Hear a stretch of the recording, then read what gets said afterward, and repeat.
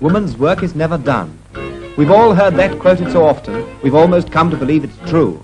But is it? Let's find out. Who says that woman's work is never done? And when spring cleaning comes round, I'm just an outcast. Spring. In the spring, a young man's fancy lightly turns to thoughts of, well, you know what I mean. But in the spring, a woman's thoughts turn to carpets and cleaning. Who says that woman's work is never done? I say so, says the man of the house, while there is furniture to clean, and carpets to clean, and chimneys to sweep, and picture rails to dust. But those are voices out of the past. Take no notice of them. Laugh at them, because they just aren't true anymore. That's how it used to be in the bad old days, but now, cast your eyes away from that picture of gloom and depression, of backache and misery, to a brighter picture of sunshine and happiness. Look up to where there rises yonder an electric pylon, carrying the current of service into every woman's life. Back to 2000 BC, the broom was the first step in the creation of the vacuum cleaner. However, the broom wasn't as useful as it is today, as they were too soft and failed to pick anything up. In 1860, Daniel Hassan invented the first manual vacuum cleaner called a carpet sweeper. It generated dust with a rotating brush and had bellows which generated suction. In 1869, Ives W. McGaffin created Whirlwind, which had a belt-driven fan powered by hand. In 1898, John A. Thurman invented a gasoline-powered cleaner that was so big that it had to be horse-drawn and didn't create a vacuum, but it blew the air and cleaned like that. Until 1901, the first vacuum cleaner that used the same principle as those that we use today was invented by Hubert Cecil Booth of England. His vacuum cleaner had an internal combustion engine that powered by a piston pump, which pulled air through a cloth filter. The whole machine was pulled by a horse, and people called it Puffing Billy. It was big and it could not enter buildings, and only its tubes were inserted through the windows. In 1905, Walter Griffiths designed the first cleaning machine that used a vacuum and that could be carried around.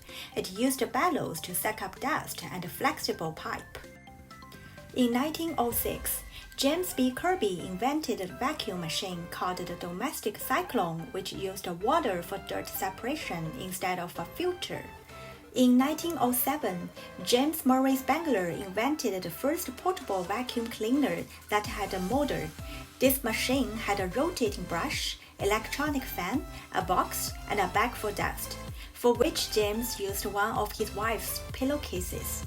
He had no money to begin the production of his idea, and he sold the patent to William Henry Hoover in 1908.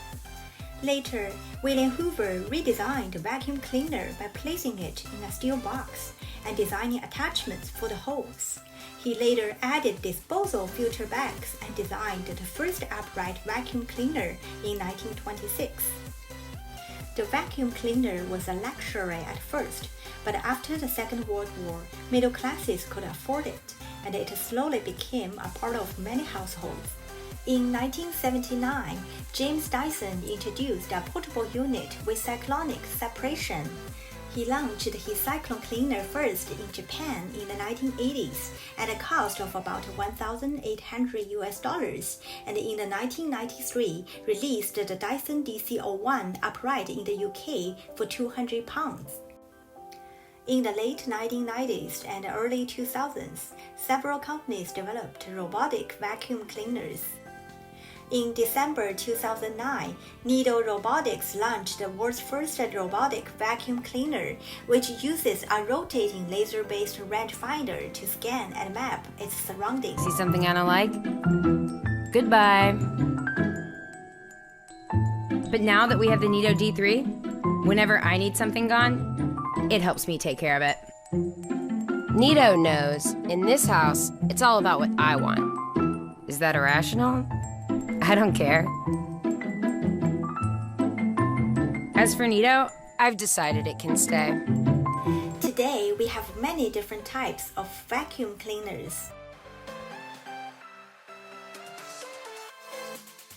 We expect that a robot vacuum could grow arms in the near future, help folding laundry, doing the dishes, delivering a meal, and grabbing a drink from the refrigerator. Doing the cleaning is just a piece of cake.